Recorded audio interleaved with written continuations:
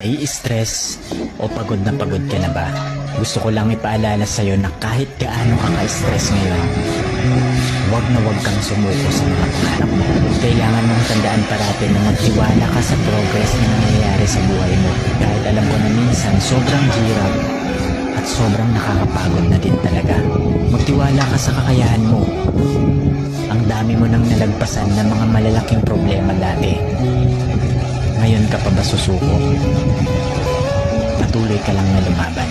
Kung pakiramdam mo ngayon na nahuhuli ka na sa buhay, siguro dahil nakikita mo yung mga kakilala mo o yung mga kaibigan mo, pakonti-konti may na-achieve na sila. Parati mong tandaan na lahat tayo ay may kanya-kanyang timeline sa buhay. Hindi ka nahuhuli at hindi ka rin naman nauuna. Kung nasaan ka man ngayon sa buhay mo, yan ang lesson at experience na kailangan mong pagdaanan ngayon. Lahat tayo ay may sariling kwento sa buhay na makaka-inspire ng ibang tao. Sarili mong kwento yan. Kaya make sure na sulitin mo ang bawat moment at gawin mong fulfilling ang kwento mo kahit anong mangyari.